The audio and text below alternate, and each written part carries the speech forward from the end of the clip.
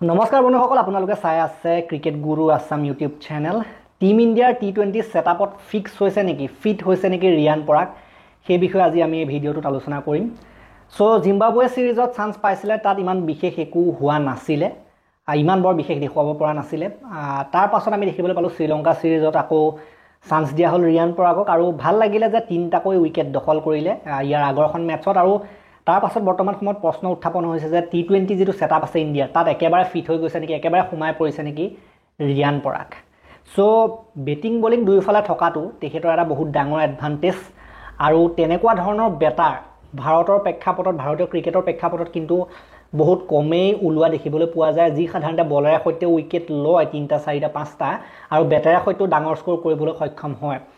ৰিয়ান পৰাগৰ ক্ষেত্ৰত এতিয়া আমি দেখিবলৈ পালোঁ যে বলিঙেৰে সৈতে শেষৰখন মেচত দেখুৱালে, আৰু এতিয়া নেক্সট কি কৰিব লাগিব, যিখিনি কাম কৰিলে ৰিয়ান পৰাগে একেবাৰে ইণ্ডিয়ান টিমত ফিট হৈ যাব।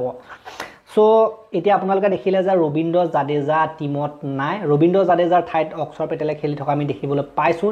টি20ৰ পৰা তেওঁ অলৰেডি অৱসৰ লৈ গৈছে, আৰু ইণ্ডিয়ান টিমত এনেকুৱা এজন প্লেয়াৰ আগৰ পৰা বিচাৰি থকা হৈছে যি সাধাৰণতে মধ্যক্ৰমত খেলে, অলপ আগত বেটিং কৰে মধ্যক্ৰমত, আৰু যি সাধাৰণতে অলৰাউণ্ডাৰ হয়। যুৱৰাজ সিং অৱসৰ লৈ গুচি যোৱাৰ পাছত সেই যিটো গেপ আছিলে সেইটো আজিলৈকে কিন্তু ফিল কৰিব পৰা নাই কোনো প্লেয়াৰে। তেনে ক্ষেত্ৰত ৰিয়ান পৰাগে যদি তেনেকুৱা ধৰণৰ খেল দিব পাৰে, বেটেৰে সৈতে 50 আৰু বলিঙেৰে সৈতে 3-4টা উইকেট একেখন মেচতে, তেনেকুৱা ধৰণৰ প্ৰদৰ্শন যদি কৰিব পাৰে বহুত ডাঙৰ কথা হয়। 50টো কৰিবলৈ দৰকাৰ নাই, যদি 20টা বল খেলি 40 ৰান মানো তেনেকুৱা ইনিংছ খেলে, একাধিক্ৰমে খেলিব পাৰে তেনেকুৱা ইনিংছ, বেটেৰে সৈতেও আৰু উইকেটো লয়, বলো ভাল কৰে, তেতিয়া কিন্তু বহুত চান্স বনি যাব। ইণ্ডিয়ান টিমৰ টি20 টিমত ফিট হোৱাৰ ক্ষেত্ৰত কিন্তু বহুত আশা বৰ্তমান সময়ত আহি পৰিছে। আমি আশাবাদী, আমি আগৰ পৰা এটা কথা ভাবি আছিলোঁ যে ৰিয়ান পৰাগে কেতিয়া ইণ্ডিয়ান টিমত চান্স পালে, আৰু আমি এতিয়া বৰ্তমান সময়ত আৰু আশা আছে, এজ এ ক্ৰিকেট ফেন আমি তাতকৈ আৰু বেছি আশা কৰোঁ।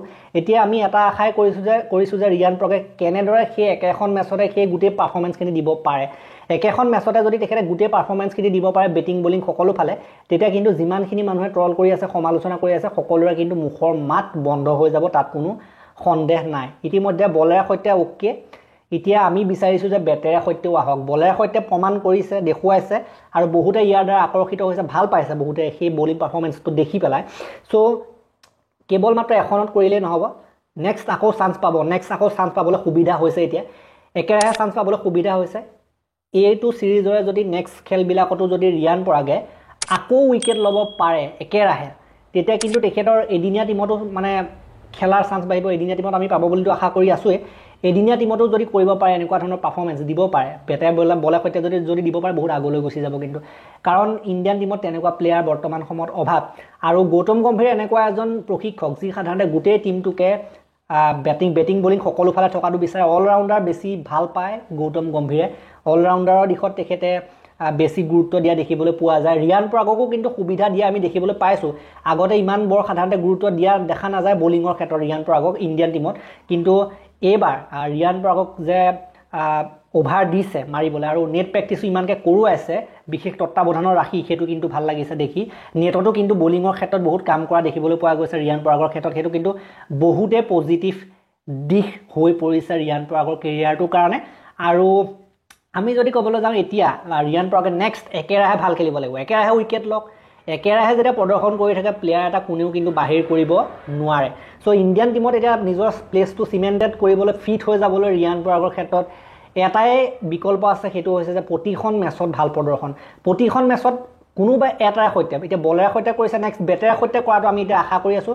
বেটেৰে সৈতে কেইটামান 50 আহক, যদি বেটেৰে সৈতে দুখন মেচত একেৰাহে 2টা 50 কেনেবাকৈ মাৰি দিয়ে, সেইটোতো বহুত সাংঘাতিক কথা হৈ যাব। আৰু ভাল লাগিছে যে সূৰ্যকুমাৰ যাদৱে ইমান প্ৰশংসা কৰিছিলে সংবাদ মেলত ৰিয়ান পৰাগক, আৰু তাৰ পাছত প্লেয়িং 11তো সুযোগ দিয়া হৈছে, তাৰ পাছত এনেকুৱা এটা পাৰফৰ্মেঞ্চ ওলাইছে। গতিকে ছাপৰ্টটোতো সম্পূৰ্ণৰূপে আছে, সূৰ্যকুমাৰে ধুনীয়াকৈ ছাপৰ্ট কৰিছে। সূৰ্যকুমাৰ যাদৱে চিনি পাইছে, যেনেকৈ সাধাৰণতে ৰাজস্থান ৰয়েলছে চিনি পাইছিলে, ৰাজস্থান ৰয়েলছত ইমান বেয়া খেলাৰ পাছতো ৰিয়ান পৰাগক একেৰাহে খেলাই থকা হৈছিলে, সেই বস্তুটো লাহে লাহে যেন আহিছে। এতিয়া ইণ্ডিয়ান টিমতো সেই বস্তুটো হয়তো লাহে লাহে উপলব্ধি কৰিছে যে ৰিয়ান পৰাগৰ কিমান কি প্ৰতিভা আছে। কাৰণ সিমান প্ৰতিভা নাথাকিলে মুস্তাক আলী ট্ৰফি হওক বা ৰঞ্জি ট্ৰফি হওক বা বিজয় হাজাৰ ট্ৰফি হওক, সেইবিলাকত কিন্তু টপত থাকিব নোৱাৰে ৰান কৰাৰ ক্ষেত্ৰত। গতিকে সেইটো BCCIৰ ফালৰ পৰা সেইটো চোৱা হৈছে, ইণ্ডিয়ান টিমৰ ফালৰ পৰা চোৱা হৈছে আৰু সেই বস্তুটো সূৰ্যকুমাৰ যাদৱেও কিন্তু জানে, গৌতম গম্ভীৰেও জানে সেই বস্তুটো, কাৰণ এটা সময়ত তেওঁলোকেও সেই ঘৰুৱা ক্ৰিকেট খেলিয়ে আগবাঢ়ি আহিছিলে। গতিকে তেওঁলোকতকৈ আৰু ভালদৰে কোনেও কিন্তু নাজানিব সেই কথাটো যে ঘৰুৱা ক্ৰিকেটত ভাল খেলা এজন প্লেয়াৰৰ কিমান দক্ষতা থাকিব পাৰে, সেই কথাটো কিন্তু গৌতম গম্ভীৰ আৰু সূৰ্যকুমাৰে বেছি ভালদৰে জানিব, কাৰণ তেওঁলোকে ধামাকা কৰি আহিছিলে এটা সময়ত, ঘৰুৱা ক্ৰিকেটত ধামাকা কৰিয়ে তেওঁলোক ইণ্ডিয়ান ক্ৰিকেটত আহিছিলে। গতিকে ৰিয়ান পৰাগৰ ক্ষেত্ৰতো সেইটোৱে হৈছে, ঘৰুৱা ক্ৰিকেটত যত যিমান আছে সকলোবিলাক কাম কৰি থৈ আহিছে, টপ কৰি আহিছে, IPLতো টপ কৰিলে বুলি ক'লেও ভুল নহ'ব যোৱাবাৰ। গতিকে ক'বলৈ গ'লে বহুত আগলৈ গৈ আছে, কেৰিয়াৰটো বহুত ধুনীয়াকৈ গৈ আছে। এতিয়া মেইন কথাটো হৈছে যে পাৰফৰ্মেঞ্চ ওলাব লাগিব, বেট বল সকলো ফালে ওলাওক, ইণ্ডিয়ান টিমৰ হৈ ওলাওক, যাতে ইণ্ডিয়ান টিমত প্লেচটো চিমেণ্টেড হয়, প্লেচটো ভালদৰে খাপ খাবলৈ সক্ষম হয় ইণ্ডিয়ান টিমৰ ছেটআপটোৰ লগত। গতিকে খাপটো খাইছে লাহে লাহে, এতিয়াতো আৰু দেখুৱাব লাগিব, মেইন কথাটো সেইটোৱে, আৰু দেখুৱাব লাগিব। যিহেতু আপোনালোকে জানে যে কম্পিটিশ্যনটো বহুত বেছি হাই, কিন্তু সেই কম্পিটিশ্যনৰ মাজতে কিন্তু উজলিব লাগিব। আপুনি যদি একেৰাহে ভাল খেলি থাকে সেই কম্পিটিশ্যনৰ মাজতে আপুনি উজলি যাব। চ' সেইটো কথা।